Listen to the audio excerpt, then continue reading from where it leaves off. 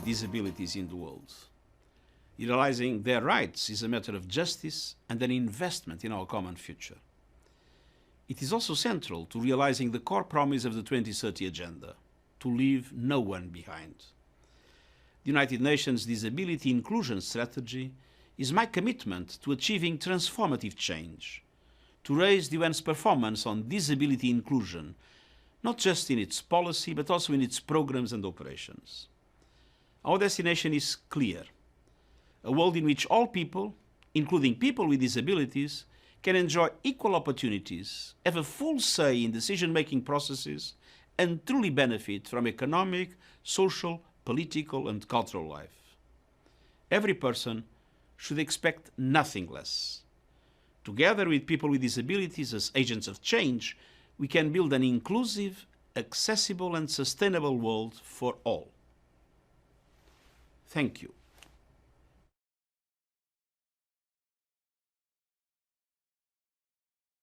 Katuwang ang National Council for Disability Affairs na siya pong ahensya ng Department of Social Welfare and Development na nakatutok sa pagsulong ng karapatan ng mga mamamayan nating may kapansanan.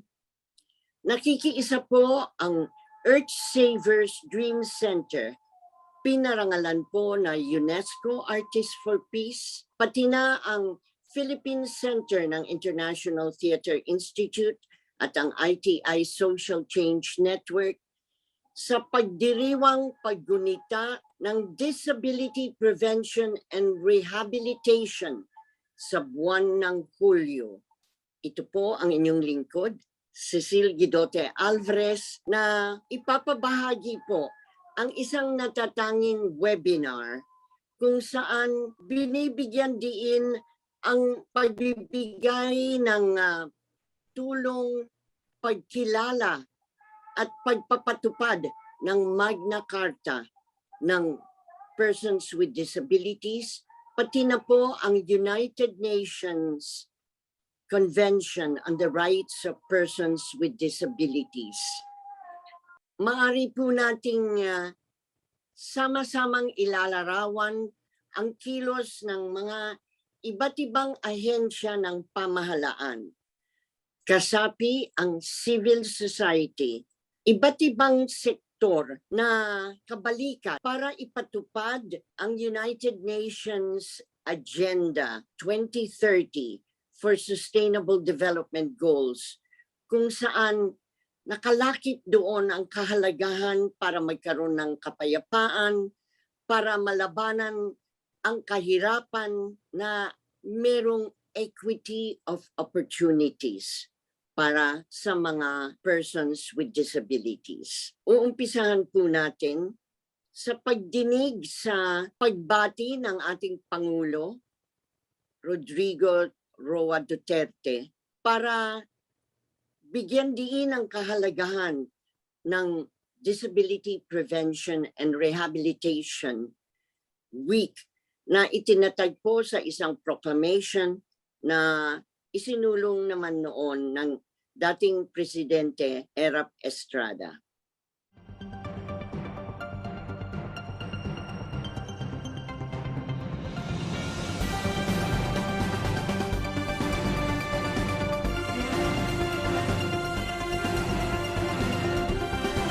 My warmest greetings to the organizers and participants of the 43rd National Disability Prevention and Rehabilitation Week. It is my hope that this event will promote and provide greater awareness on the importance of disability prevention and rehabilitation in our nation's progress. May the National Council on Disability Affairs remain among the government's lead agencies in empowering our people to overcome personal challenges and all the adversities that we face as a nation. I wish you an inspiring and meaningful celebration. Mabuhay!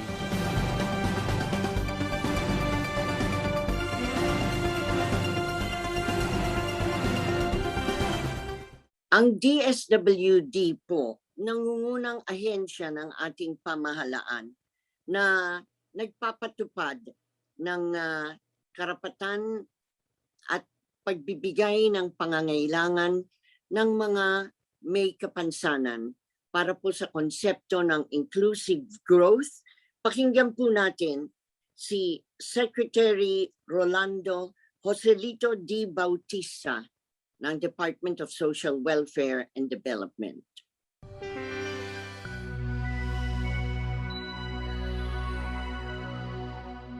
Mga magulang at pamilya ng may mga kapansanan at sa mga minamahal kong mga kababayan na may kapansanan, isang mapagpalang araw sa inyong lahat. Binabati ko kayong lahat sa pagsisimula ng 43rd National Disability Prevention Rehabilitation Week na may temang kalusugan at kaunlaran ng Pilipinong may kapansanan, isulong sa gitna ng pandemya.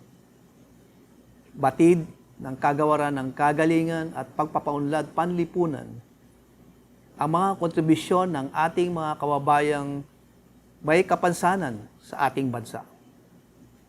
Halimbawa na lamang sa DSWD, ipinagmamalaki kong ibahagi sa inyo na ang ilan sa aming mga kawani ay may kapansanan, ngunit kayang-kaya nilang makipagsabayan sa aming mga able-bodied personnel sa pagbibigay ng maagap at mapagkalingang serbisyo sa aming mga kliyente at mga benepisyaryo. Ngayong panahon ng pandemya, nadagdagan ang mga kinaharap na hamon ng mga persons with disability. Nariyan ang kahirapan sa pag-access sa mga medical at assistive services, mobility challenges dahil sa mahigpit na social distancing protocols at pagkawala ng kanilang kabuhayan.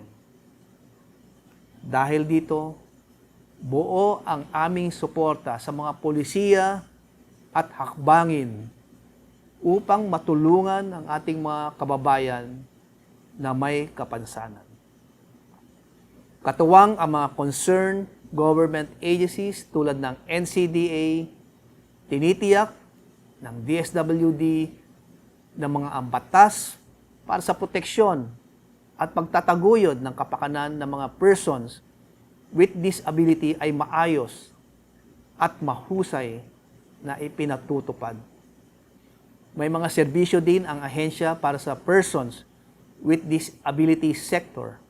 Kabilang na dito ang pamimigay ng mga assistive devices, referral sa mga health facilities, pagbibigay ng puhunan para sa pangkabuhayan at pamamahagi ng assistance to individuals in crisis situation. Ang ahensya ay meron ding mga residential care facilities para sa mga abandoned at neglected persons with disabilities kung saan sila ay nabibigyan ng iba't ibang serbisyo tulad ng psychological, home life, recreational, at dietary needs. Para naman sa mga persons with disability na may pamilya, mayroon mga non-residential care facilities ang ahensya kung saan ay maaari silang makakuha ng skills o vocational training. Sa pagsisimula ng NDPR Week, nais kong batiin at magpasalamat sa lahat ng nag-organisa ng selebrasyon na ito. Tunay na makakatulong ang mga aktibidad ng NDPR Week sa pagsulong ng health at economic empowerment ng ating mga kababayang may kapansanan, lalo na sa panahon ng pandemya. Inaanyayahan ko rin ang bawat isa sa atin na patuloy na magtulungan upang mapangalagaan ang karapatan ng ating mga kababayang may kapansanan. Patuloy sana tayong magbigay ng pagkakataon sa kanila na makapag-ambag sa pag-unlad ng ating bansa. Maraming salamat at mabuhay ang mga Pilipinong may kapansanan. Ang partikular na ahensya ng DSWD na nakatutok po para sa karapatan ng mga persons with disabilities ay ang National Council for Disability Affairs na ngayon po ay pinamumunuan ni Engineer Emer Rojas. At nakatutuwa po na ang ating pong Earthsavers pati na ang Philippine ITI Center ay kabalikat para po isulong ang isang artistic competition na kasapi po ang mga may kapansanan upang ipakita ang kanilang galing at talino sa sining, sa komposisyon, pati na sa mga tekstula. At ang ating pong kakampi ay walang iba para sa mga premyo na bigay naman po ng National Commission for Culture and the Arts na pinamumunuan din naman ng CCP President, NCCA Chair Nick Lisaso. Kasama po si Executive Director Alvarez Alejandre. Ngayon po, pakinggan natin ang paninindigan at pagbati ng NCDA Executive Director Engineer Rojas.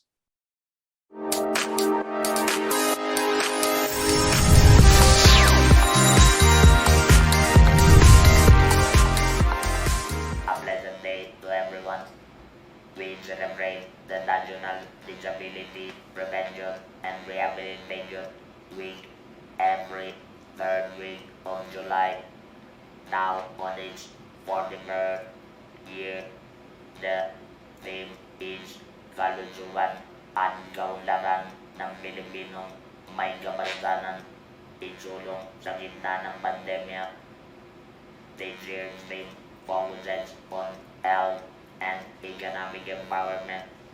Health is crucial to development, participation, and empowerment of all persons, including persons with disabilities. Engaging people, especially persons with disabilities in arts, promotes their mental and physical health. Through arts, youth with disabilities were able to cope up with the stress brought about by this pandemic. Art is among the many effective platforms to engage persons with disabilities and eventually build their confidence through artistic work and creativity. Moreover, their artworks may be a source of income for many of them. NCDA fully supports persons with disabilities empowerment through arts, and we are happy that we are partnering with the National Commission for Culture and Arts and Earthsavers, a UNESCO Artist for Peace, to promote artistic creativity of persons with disabilities, not only as a form of expression, but also for advocacy and means of livelihood. With this said partnership, we provide more opportunities for persons with disabilities to live independently, attain personal dignity, and empower themselves economically. Congratulations to our good friend, Ms. Cecile Alvarez, and we at NCDA affirm our partnership and commitment to uplift the lives of our fellow persons with disabilities. Let us continue to work together in empowering persons with disabilities through responsive and meaningful activities such as these. Mabuhay ang mga may kapansanan, mabuhay ang mga Pilipino. Si Engineer Rojas po ay isang halimbawa ng nagwagi laban sa cancer of the throat. At ngayon ay naglilingkod bilang tagapamuno ng NCDA. Dahil sa hinaharap po nating pandemya, napakahalaga ang tulong para sa kalusugan. Sabi nga po natin, health is wealth. At legislative action po naman ang ating bibigyan daan. Si Senator Bongo, na siya nga po ay nagtatag ng mga malasakit centers, ay naninindigan para mabilis na makapag-alay ng tulong para sa mga PWDs na meron nga pong sakit at nahihirapan para sa mga medical bills. Pakinggan po natin ang kanyang maagap na kilos mula sa Senado, Senator Bongo, Chairman, Senate Committee on Health and Demography. My warmest greetings to all and congratulations to the organizers and participants of this webinar held in observance of the 43rd National Disability Prevention and Rehabilitation Week. I am one with you in the goal of empowering our fellow Filipinos with disabilities, especially as we continue to face the challenges brought about by the COVID-19 pandemic. As chairman of the Senate Committee on Health and Demography, I will continue to champion inclusivity for our PWDs in government programs and services, especially with regards to improving access to better health care. In fact, in the Malasakit Center law, which I sponsored, there is a special provision that provides a special lane in each Malasakit Center for the exclusive use of senior citizens and persons with disabilities. Ang Malasakit Center po ay isang one-stop shop sa loob ng pampublikong ospital kung saan pinagsama ang mga ahensya ng gobyerno gaya ng DOH, DSWD, PCSO at PhilHealth upang hindi na mahirapan pa ang ating mga kababayan sa pagkuha ng government assistance para sa kanilang pagpapagamot. Bukod sa pinabilis at pinaikli nito ang proseso, hindi na rin po nila kailangan pang magpalipat-lipat pa sa iba't ibang opisina para makakuha ng tulong. Malaking kaginhawaan po ito para sa ating mga kababayang mahihirap, lalo na sa ating mga PWDs. Huwag po kayong mag-atubiling lumapit sa mga malasakit center sa ating pampublikong ospital. Pera po ninyo ito, ibinabalik lang po namin sa pamamagitan ng serbisyong ora mismo at may malasakit. Lagi naming sinasabi ni Pangulong Rodrigo Duterte na walang Pilipino ang dapat maiwan sa panahong ito, lalo na sa ating pagbangon mula sa pandemya. Kaya naman asahan po ninyo na mas maitingin pa namin ang suporta sa mga adhikain at programang makakabuti sa kalusugan, kapakanan at kaunlaran ng bawat Pilipino. Let us work together to further improve the system and provide for our fellow Filipinos, especially our PWDs.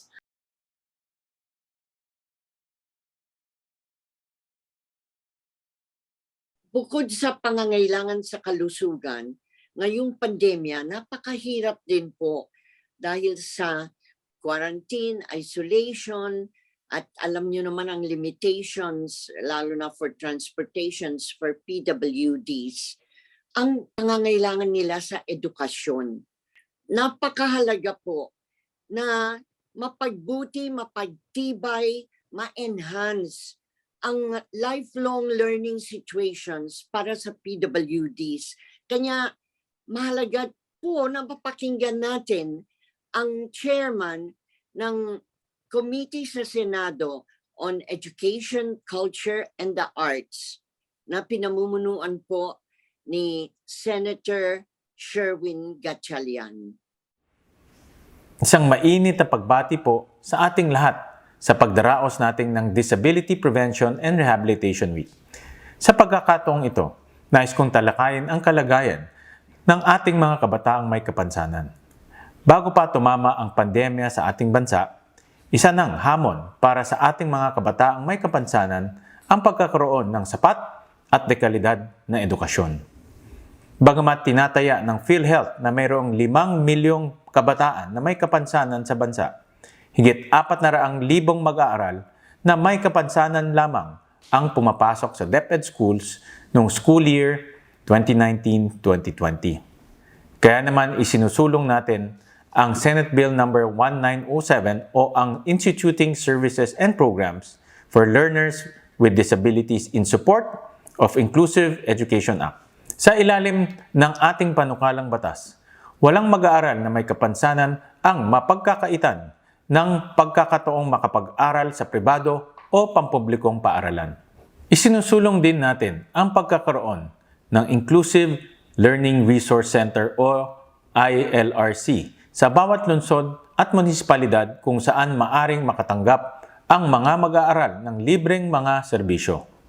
Kabilang dito ang linguistic solutions for deaf learners, speech-language pathology and audiology, physical and occupational therapy, counseling and rehabilitation, at iba pa. Sa panahong itinataguyod natin ang new or better normal, naniniwala ko na walang kabataan, may kapansanan man o wala, ang dapat mapag-iwanan pagdating sa mga angkop na serbisyo at dekalidad na edukasyon. Sana nga po ay mapatupad itong isinusulong ni Senator Gatchalian for inclusive learning para po sa mga PWDs. Alam po ninyo, makakatulong po ito kasi napakasakit na sa Amerika, meron pong University for the Deaf. Meron din pong conservatory for the blind, for music. Kaya makakatulong po at sana ito ay maging batas to equalize opportunities for PWDs. Meron na pong malasakit centers para sa health, si Senator Bongo. Ngayon naman, let's have this special learning center assistance, creative, paggamit rin po ng sining para sa healing, para sa confidence and capacity building. Kung gaano kahirap rin po ang edukasyon, nandiyan rin po ang napakasakit na kalagayan ng ating mga PWDs sa larangan ng employment. Kaya napakaganda pong mapakinggan naman ang programang isinusulong ng Department of Labor and Employment na pinamumunuan po ni Secretary Silvestre Bello. Good day, everyone. This webinar, organized by the Earthsavers, UNESCO Artists for Peace, the Philippine ITI Center, and the National Council on Disability Affairs, is a very commendable initiative to further strengthen our commitment to the persons with disability. Education, equal access to employment, health and social services for persons with disability, especially during this time of pandemic, have been our core concerns in pursuing for their rights and their welfare. The department, through its employment and rehabilitation programs, managed by the Bureau of Workers' Special Concern, Bureau of Local Employment, as well as the Employees Compensation Commission, and implemented by the DOLE regional offices, continues its responsibility to serve the working people, especially of the vulnerable and marginalized sectors.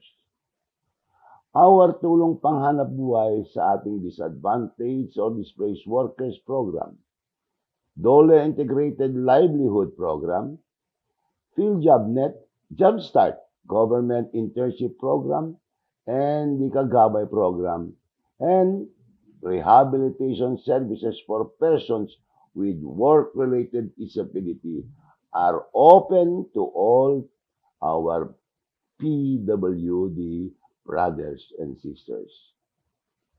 Today, as we celebrate the birthday of the Sublime Paralytic, and the brains of the revolution, Apolinario Mabini. May we be reminded that no disability should hinder us from taking the path of success.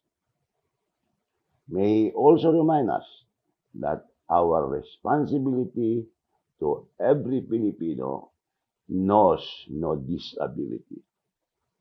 The Department of Labor and Employment gives its utmost support to the undertakings done for persons with disability. Let me reiterate, all persons with disability are entitled to all rights and benefits under the laws of the land, and that no one should be left behind.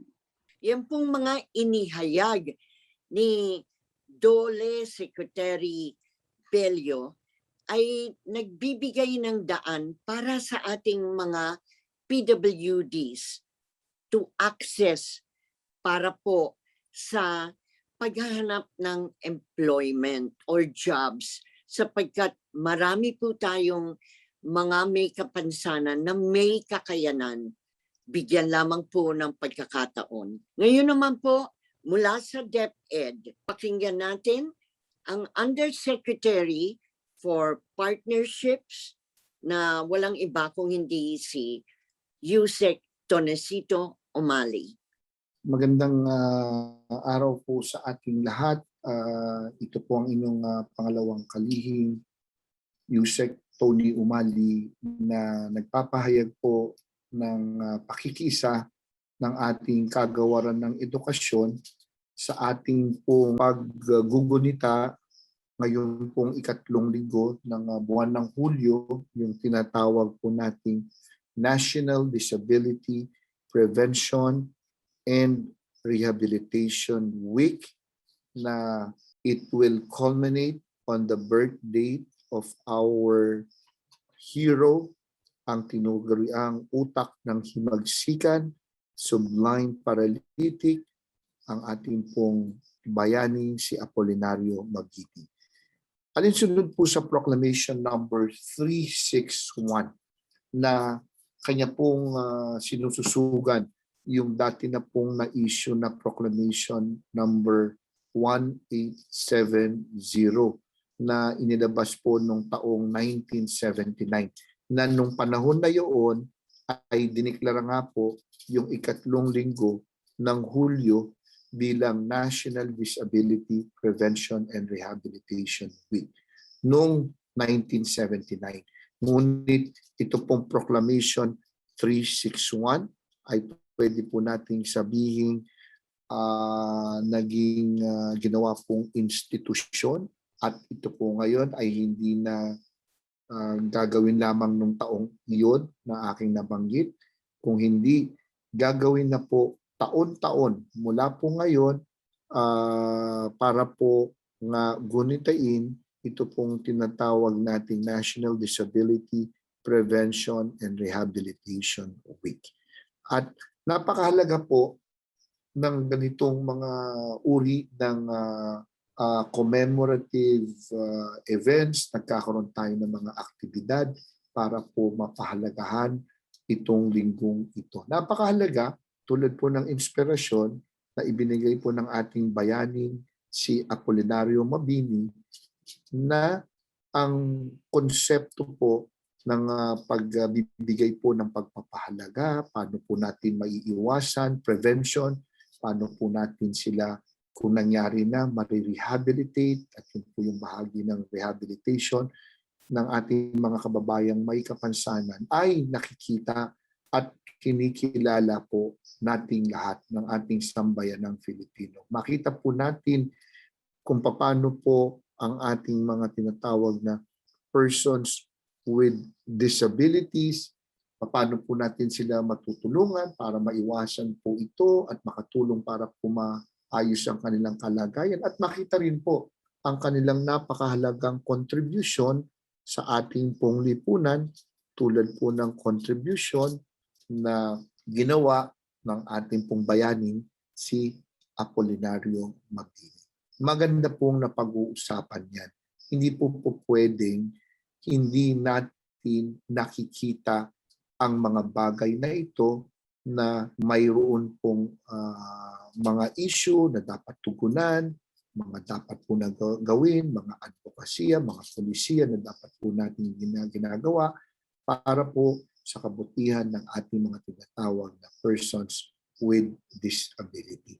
Kung kaya't muli, binabati ko po lahat ng bumubuo ng ating NCDA, tayo napakahalagang partner po ng DepEd, kasama po ng grupo po ng ating pong Ma'am Cecile Guidote Alvarez, Director, Earthsavers UNESCO, Artists for Peace President, ITI Social Change Network, para po mabigyan po kami, nagpapasalamat po kami sa inyo, Ma'am Cecile, ng pagkakataon na maibigay po namin ang aming mensaheng ito at ang aming pagpapahayag ng pakikiisa habang ating pong ginugunita, ito nga pong tinatawag natin National Disability Prevention and Rehabilitation Week. Sa ngalan po ng ating kalihim, Ma'am Leonor Magtolis Briones, at ng ating kagawaran ng edukasyon. Muli, pinapasalamatan ko po lahat po kayo, mga kababayan po nating bumubuo sa likod ng ating NCDA, lahat po ng opisyales, ng mga organisasyon, para po mangyari itong event na ito. Salamat po sa inyo. Dahil po sa inyo, Ma'am, Sir, ang ating pong pangarap na matulungan ang ating mga tinatawag na persons with disabilities, ang ating pong pangarap na masiguro na makilala ang mga issues po nila, matugunan ng kanilang mga issues, makilala po sila, mabigyan ng tamang parangal at pangunawa ang kanila pong kontribusyon sa ating lipunan ay tunay na patuloy na mangyayari. Ang NEDA po ay mahalagang sangkap sa pagbubuo ng budget. Kanya pakinggan po natin si Yusek Rosemary Edilion ng NEDA, na siya po ay in charge sa National Policy, Development and Planning. Pati na po kasapi sa budget coordination. As we mark this year's National Disability Prevention and Rehabilitation Week, the National Economic and Development Authority reaffirms the nationwide call to further empower persons with disabilities in the Philippines. We know how important it is for government and the whole of society to urgently address the challenges that they face, steadfastly strive to uphold their rights, and proactively promote their overall well-being. And that is why we ensured that the updated Philippine Development Plan 2017 to 2022 supports the socio-economic participation of our citizens with disabilities. The plan enumerates several strategies to achieve this aim. Chapter 5 calls for their engagement in developing work so that we will have responsive plans, policies, and programs. Chapter 7 celebrates the diversity of Filipinos, promotes everyone's participation in creative and cultural activities, and supports more inclusive access to cultural resources. Chapter 10 ensures the accessibility of health and education facilities and services, and is designed to increase the income earning ability of Filipinos. In addition, sensitivity of stakeholders on the concerns of persons with disability is highlighted in Chapter 11 to ensure supportive behavior within communities and among service providers. This chapter also calls for affirmative action to ensure the accessibility of services.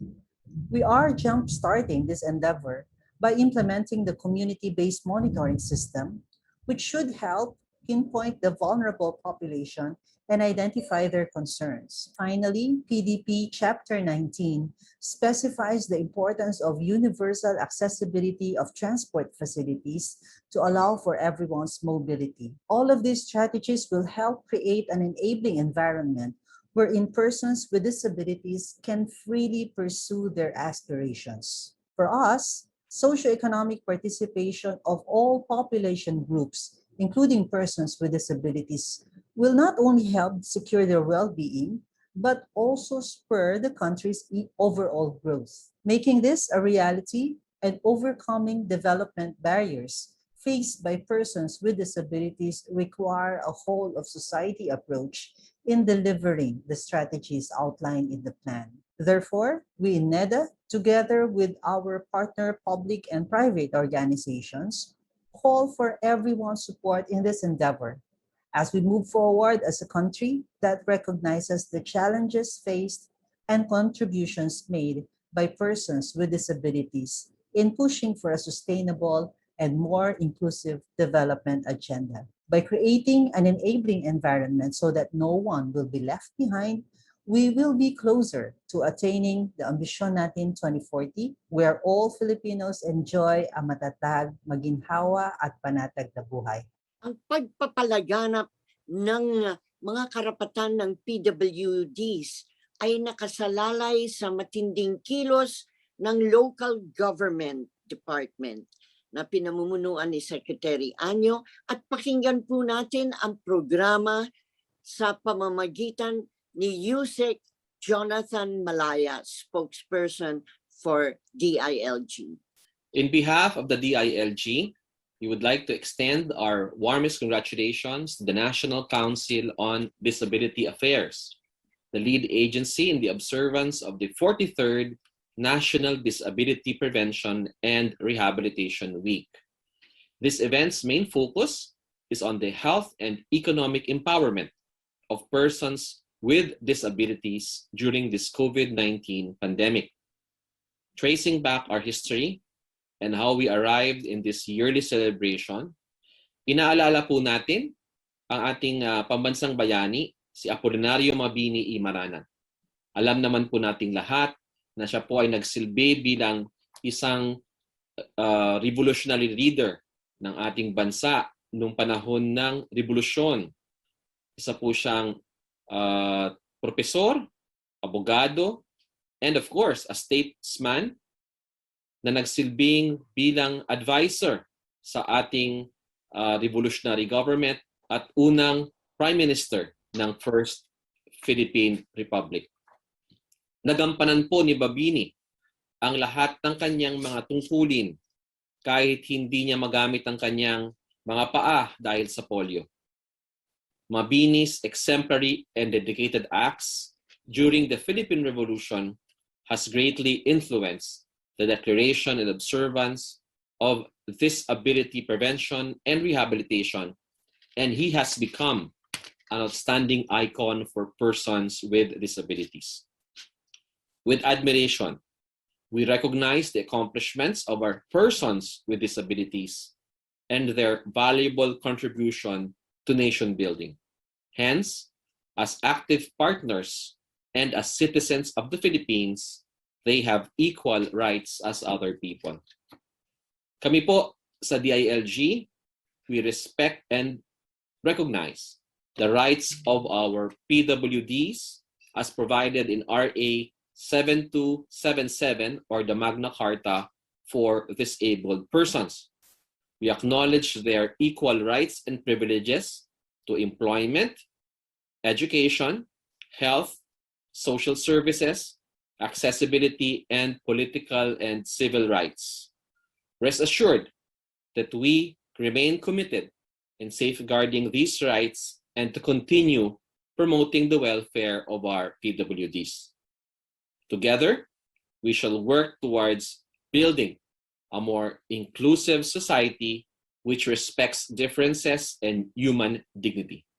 Alay po kay Bayaning Mabini na nakibaka para sa kalayaan at kasarinlan, panawagan po para sa ating lahat magkaisa, maging bayani, lagutin ang tanikala ng kahirapan at magwagi tayo laban sa COVID, climate catastrophes at armed conflict para sa kapayapaan, kalusugan at kaunlaran. Makabayang awit ng isang multi-talented, handy-capable artist soprano, Josephine Gomez.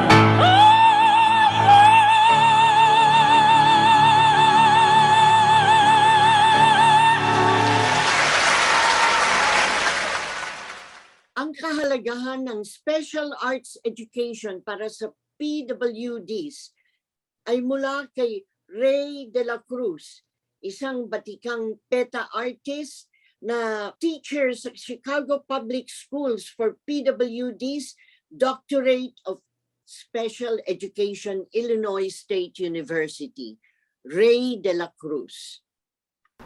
A free, appropriate public education for students with disabilities is a civil rights law because it involves equal treatment under the law of people. It implies that school districts provide special education and related services necessary to meet the needs of students with special learning requirements. Whereas all students can benefit from involvement of the creative arts, students with disabilities benefit most of all.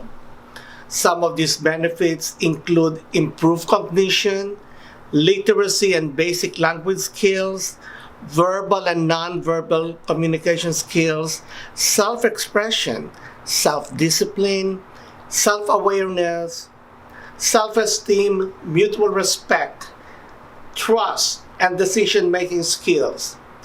The creative arts also stimulate intellectual curiosity, develop motor skills, reduce levels of physical and emotional stress, and foster appreciation for cultural heritage and human diversity. When combined with academic subject areas, the creative arts can provide novel and enjoyable means of learning new information. Para mapatunayan ang transformation ng mga PWDs into handy-capable artists, pakinggan po ninyo ang inspirational stories of triumph ng isang crippled, isang pipi at isang bulag na naging guro pa sa mga kapwa nilang may kapansanan. This is Edgar Season, a performer in Earthsavers Dreams Ensembles. And I'd just like to share you my success stories. From before, I was a student in NOH School for Crippled Children, and that was way back 1998. I was first become a member of the Earthsavers Dreams Ensembles. From that, being a performer in Earthsavers, it became my bread and butter to survive my high school days. And later on, luckily, I've got a scholarship and I continued until my college. And I took up my college course in BS Computer Science. And fortunately, I've got a job for I've been a programmer for 6 years in a IT company, the Yekyo Technology. And now I am working as a professor in Eulogio Amang Rodriguez Institute of Science and Technology. And now I am currently teaching there, and I am also taking up my master's in information technology in PUP, and I'm about to finish my course in PUP. I'm now taking my thesis. I also have a business. It's a multi-level marketing business for 1 year already. And I just want to give you some advice. Let me quote that if your intention is clear, the mechanism will automatically appear. So, ibig sabihin, kapag ikaw ay ang intention mo ay malinaw, ang focus mo at ang goal mo ay malinaw sa'yo, kahit mahirap yan, meron at meron kang makikitang paraan para ito ay makamit mo sa success ng buhay mo. And that's all. And stay safe, everyone. Hello, my name is Myra Medrana, and this is my sign name. I work and have a career in the deaf performing arts from the De La Salle College of St. Benilde.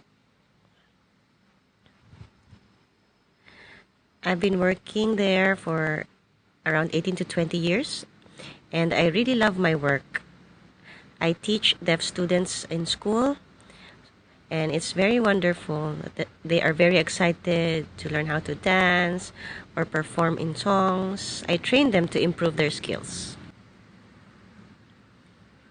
I appreciate very much, and I'm very thankful to Tita Cecile Alvarez for supporting my scholarship in theater. I learned from workshops. I was able to join international performances with other persons with disabilities. We have our own skills. Some were blind or some were using wheelchairs, but we still have our own skills. And Tita Cecile believed in us.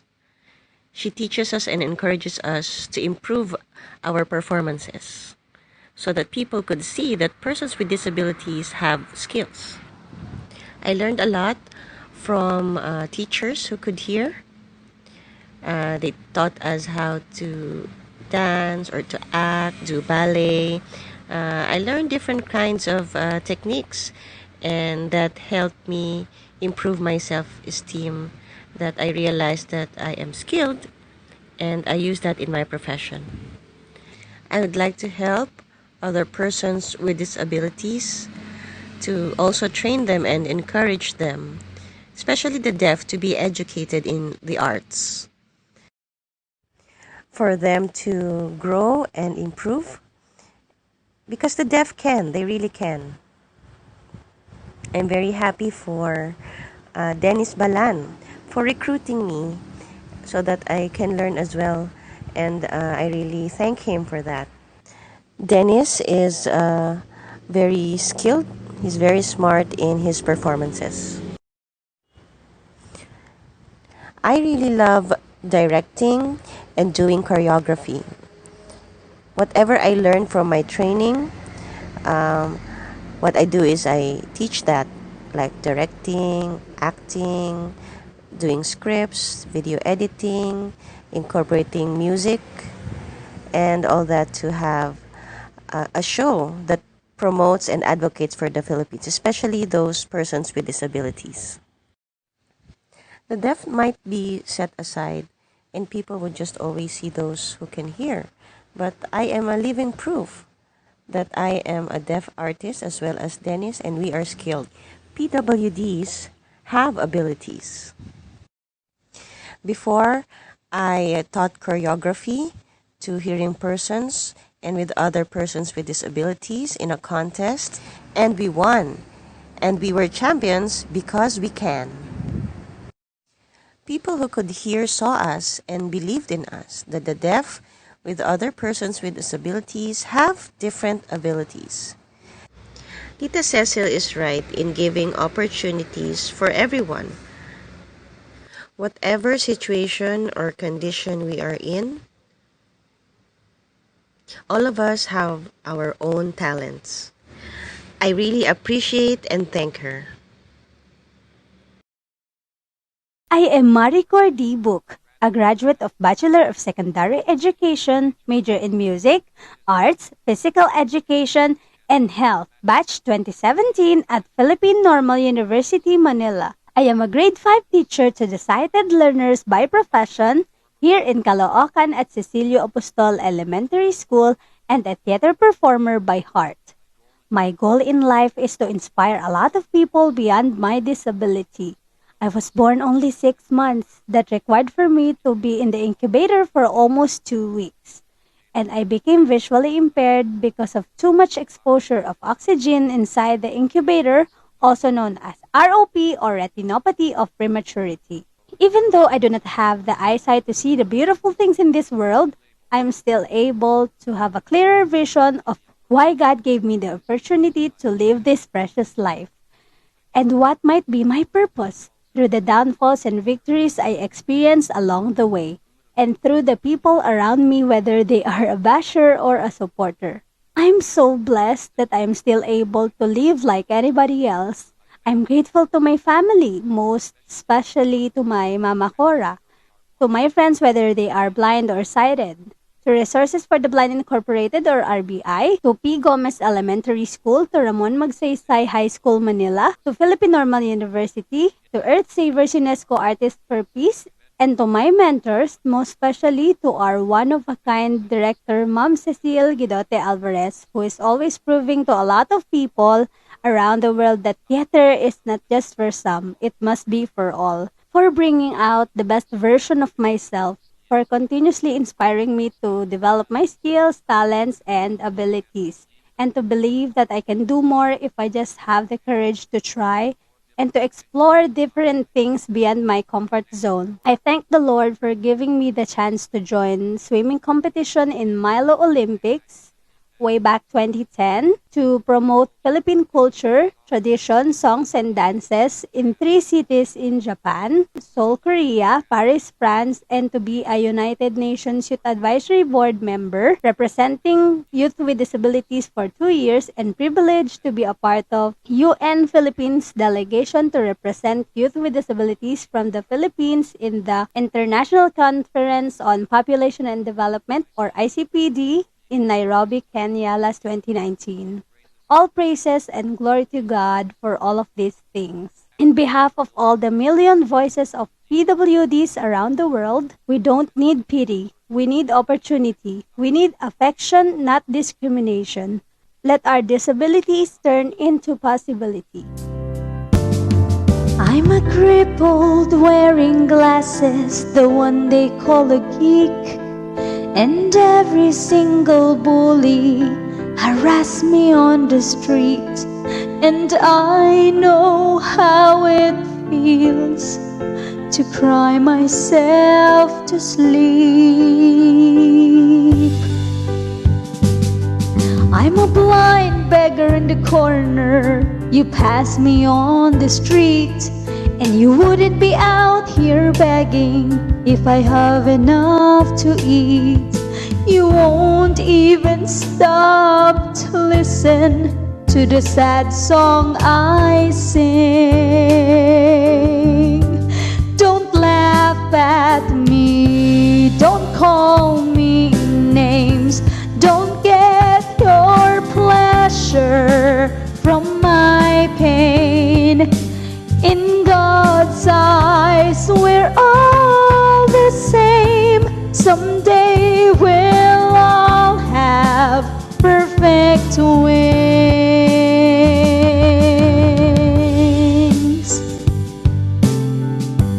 Don't laugh at me, poor and unlucky, the weak and the odd. I know we're all children of God.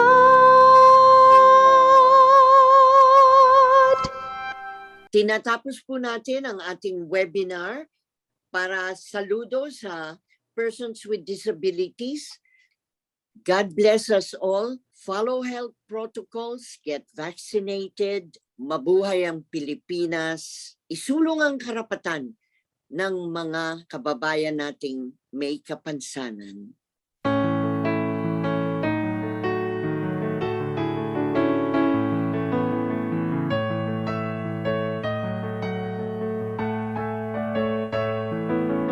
Sa gitna ng dilim ng isang bulag ay mayroon ding liwanag na nagbibigay aliw.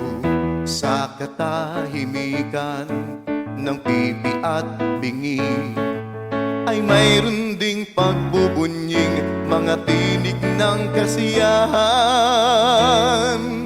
Bulag, pipit, pilay ay mayroon ding pagsulong, may pangarap din sa buhay, may damdamin din, umiibig